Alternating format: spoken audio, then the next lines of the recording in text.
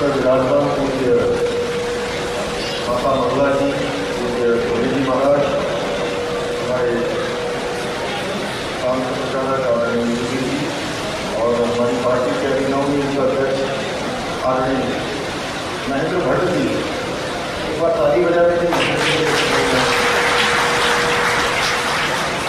और आज जिन्होंने ये कार्यक्रम यहाँ पर आयोजित किया, उत्तराखंड सरकार के कैबिनेट मंत्री आदरणीय प्रेमचंद अग्रवाल जी, इस क्षेत्र के लोकप्रिय विधायक आदरणीय नरोला जी और नगर पालिका अध्यक्ष आदरणीय सुनीता मनवाल जी, ताराचंद अग्रवाल जी, आदरणीय ईश्वर जी, और यहाँ आज बाबू जी का हम सब लोग स्मरण कर रहे हैं और उनके साथ माता जी का स्मरण कर रहे हैं, तो मैं समझता हूँ कि ये कार्यक्रम कुछ अधूरा सा रह जाएगा।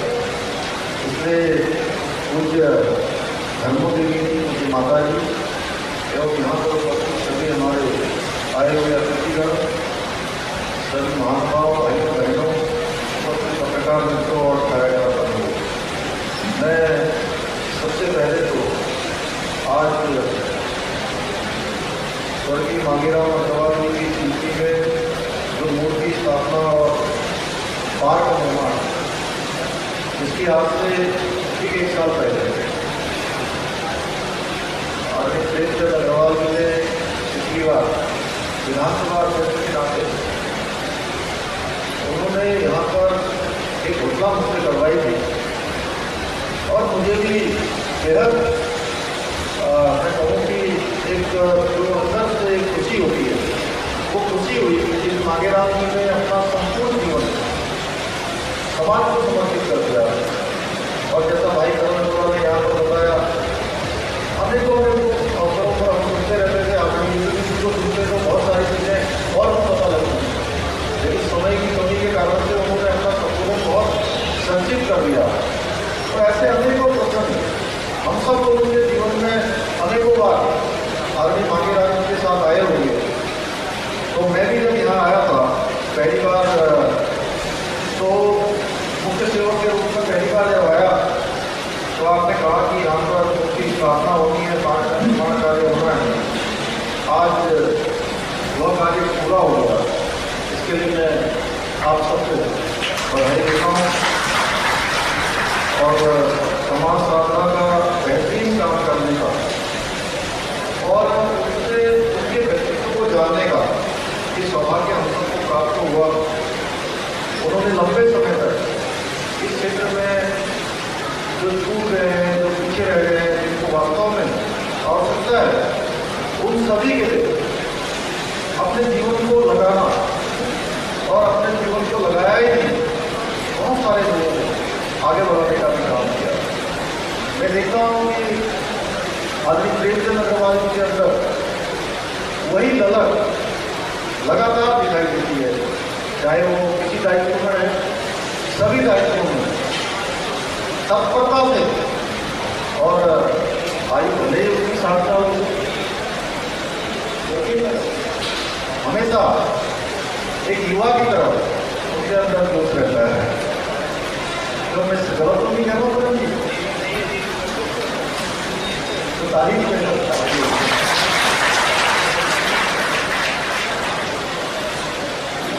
यहाँ पर उन्होंने सरस्वती मंदिर की स्थापना में अपना योगदान दिया, देशों भक्ति बसाने में अपना योगदान दिया, अनेकों कार्य उन्होंने अपने जीवन में किया। आज मुझे खुशी है कि जिन सपनों को लेकर उन्होंने राष्ट्र कार्य शुरू किया था, जिन प्रेरणा को, जिनको अपना मार्गदर्शन मानकर, पाथे मानकर उन्होंने समाज का काम को आगे बढ़ाया, आज देश के अंदर हो या प्रदेश के अंदर हो, उनके सपनों के अनुरूप सरकार भी काम कर रही है। और पूज्य माता जी यहाँ पर बैठी हैं, उनके सहयोग से लगातार बहुत सारे काम हम लोग कर रहे हैं और उनके तो अनेकों क्षेत्रों में, चाहे आज शिक्षा का क्षेत्र हो, स्वास्थ्य का क्षेत्र हो, चाहे वो शिक्षा का क्षेत्र हो, चाहे आपदा का समय हो, कोई समय ऐसा नहीं है जिस समय आपको सेवा के कार्य बात मैं आप सबके सामने कहते हुए मुझे कोई संकोच नहीं है कि सब कुछ सरकार की तरफ से। सरकार की भी अपनी सीमित चीजें होती हैं, सरकार उन्हीं पर करती है, लेकिन जब पूज्य माता जी जैसे समाज के जिन्होंने लगातार एक संकल्प लिया है कि लगातार काम करना है, लगातार सेवा को आगे बढ़ाना है, तो बहुत सारे काम हमारे आसान हो जाते हैं। जैसे पिछले दिनों आपदा का समय था, आपदा के समय में पूज्य माता जी ने पूरे उत्तराखंड के अंदर कहीं भोजन देने का काम किया, राशन के पैकेट बनवाकर भिजवाए, कहीं उन्होंने कंसंट्रेटर भेजे, कहीं उन्होंने ऑक्सीजन के सिलेंडर भेजे, कहीं पीपीई किट भेजी, ऑक्सीमीटर भेजे, और उसके साथ साथ बहुत सारी जगह पर दवाइयाँ भेजने का भी काम आपके माध्यम से होता है। मैं माता जी का यहाँ पर बहुत अभिनंदन करता हूँ कि उन्होंने हमेशा, जब भी हम लोग 13 जिलों में डायलिसिस के सेंटर खुले, उसमें भी आपका बहुत बड़ा योगदान है। आपके कारण से वो लोगों को सुविधा उनके घर के पास मिल रही है। इसके साथ साथ पिछले दिनों हम लोगों ने उत्तराखंड सरकार ने, पूज्य माता जी ने और अक्षय पात्रा फाउंडेशन मिलकर हमने यहाँ पर अक्षय पात्रा फाउंडेशन का एक किचन यहाँ पर खोला है, देहरादून में खोला है। और देहरादून में अभी पहले चरण में वहाँ पर 25,000 बच्चों को सीधे सीधे एक स्थान से खाना दिया जाएगा, मिड डे मील दिया जाएगा, गर्म खाना, स्वादिष्ट खाना, पौष्टिक खाना। और उसके साथ ही अभी आने वाले समय में जब और ज़्यादा हम स्टार्ट करेंगे तो 35,000 बच्चों को एक स्थान से खाना देने का काम होगा। ऐसे अनेकों काम अभी अन्य स्थानों पर, 2 स्थानों पर, 3 स्थानों पर अभी और अच्छे पात्रा फाउंडेशन के द्वारा ऐसी सुविधा चलाई जाती है। भाइयों बहनों, आज देश के अंदर मोदी जी के नेतृत्व में एक नया भारत बन रहा है, एक नया भारत जो दुनिया को दिशा देने वाला भारत। हम पहले 2014 से पहले की कल्पना करें, 2014 से पहले भारत को गंभीरता से लेकर छोड़ दिया था लोगों ने। देश के अंदर एक निराशा का वातावरण था, कहीं भ्रष्टाचार था, कहीं दुश्मनी थी, उन सब से उतारने का काम। और अभी अभी हमने देखा है कि हम जिस कोरोना महामारी पर अभी हम सब लोगों ने विजय प्राप्त की, जब कोरोना महामारी भारत के अंदर आई थी, आई भी नहीं थी, उससे पहले दुनिया के देशों में और WHO में ये चर्चा होने लगी थी कि भारत के अंदर जब ये बीमारी आएगी, ये महामारी फैलेगी, तो कितना बुरा हाल देश का हो जाएगा। क्योंकि यहाँ पर हमारे यहाँ पर इतने सारे एस्टेब्लिशमेंट नहीं थे, इतनी ज़्यादा स्वास्थ्य की सुविधाएं नहीं है, लेकिन उसके बावजूद भी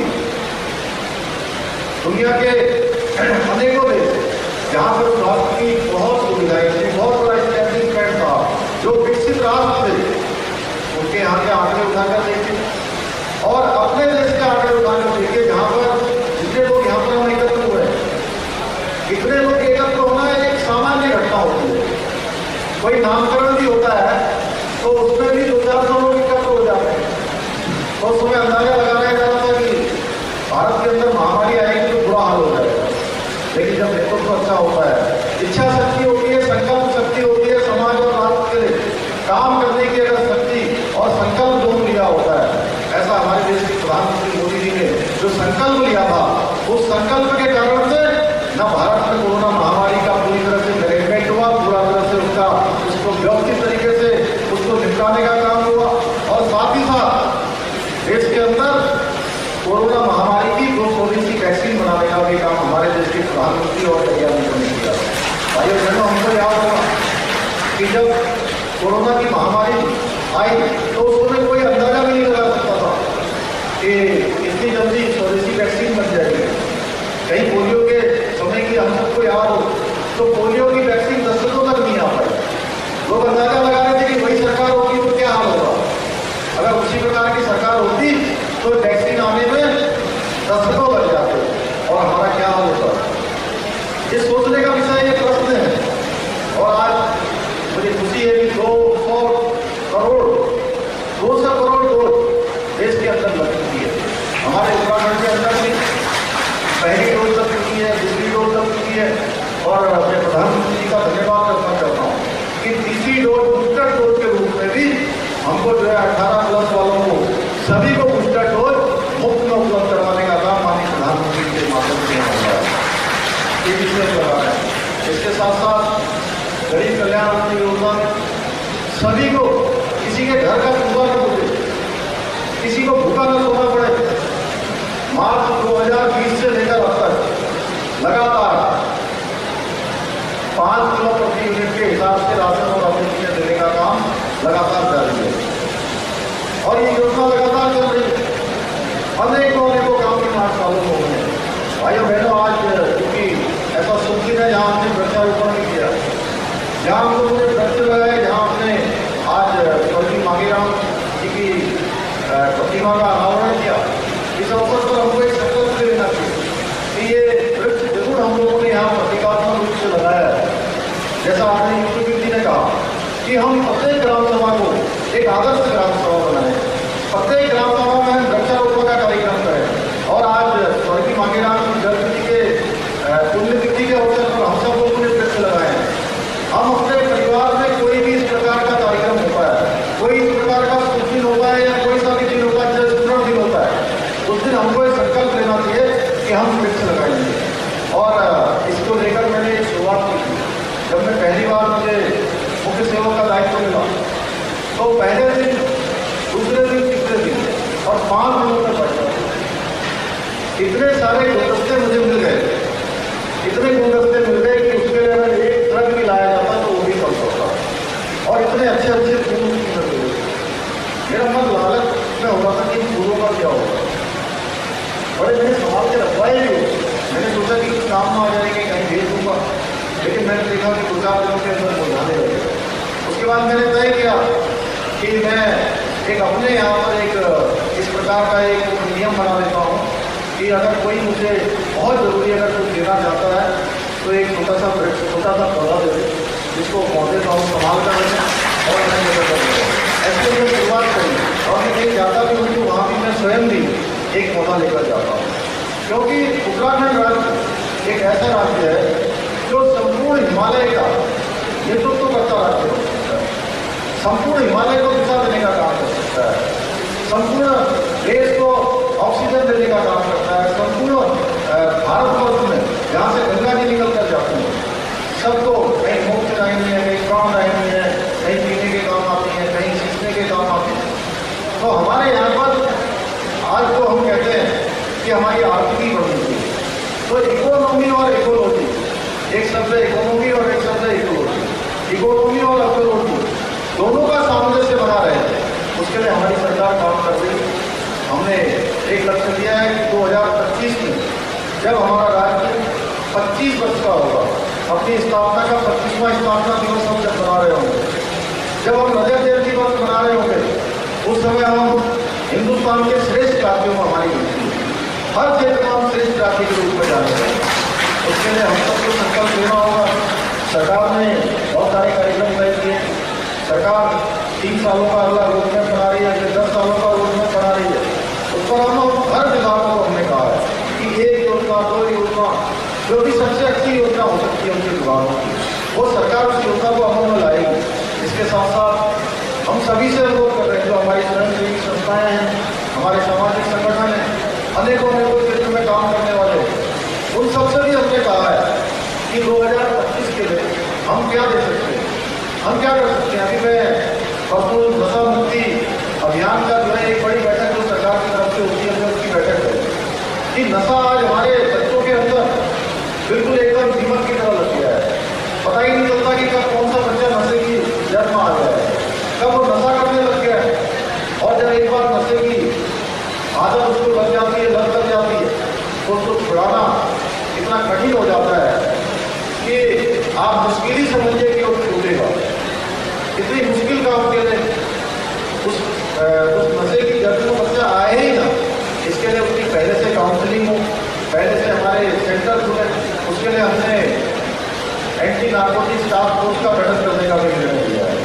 और एंटी नार्कोटिक्स जो हमारी टास्क फोर्स है, उसमें सभी विभाग के लोग, पुलिस विभाग के लोग होंगे, आबकारी के होंगे, स्वास्थ्य विभाग के लोग होंगे, सब मिलकर अभियान चलाएंगे। साथ साथ हमने एक स्लोगन दिया है कि 2025 तक रजत जयंती वर्ष तक ड्रग्स फ्री उत्पादन, यानी कि कोई भी नशे का आरोप नहीं होगा, सभी लोगों की तरफ से हम उत्पादन से मुक्त करेंगे। ऐसे अनेकों अनेकों कार्य हम लोग कर रहे हैं। आज क्योंकि बहुत विलम्ब तो पहले ही हो गया है, मुझे एक कार्यक्रम में और जाना है, आज किसी को भी जाना है, माता जी को भी जाना है, सबको जाना है। बहुत ज़्यादा मैं कहते हुए एक मुंशी प्रेमचंद जी की जो मांगेराम गर्ग ने जिस प्रकार से यहाँ पर काम खड़ा किया, उसके लिए मैं 2 लाइनें कहना चाहता हूँ। महान नेता बनने की कोई ख्वाहिश नहीं है मेरी, महान नेता बनने की कोई ख्वाहिश नहीं है मेरी, करूँ खुद को साबित ये आजमाइश नहीं है मेरी, करूँ खुद को साबित ये आजमाइश नहीं है मेरी, समाज सेवा हित में चाहिए सहयोग आपका, इसके अलावा और कोई फरमाइश नहीं है मेरी, और कोई मेरी फरमाइश नहीं है। इसी के साथ साथ यहाँ पर केशवपुरी में जो संस्कार केंद्र होता है, मैं इसकी 4 दिवारी बनाने की घोषणा करता हूँ। इसकी 4 दिवारी बनाई जाए, किला क्षेत्र में किला मैदान की जो है धन्यवाद की बात करके उसको डेवलप किया जाए, और हमारे प्रेमचंद जी लगातार इस क्षेत्र की चिंता करते हैं, साथ साथ में हमारे गृह जी जो यहाँ से हमारे विधायक हैं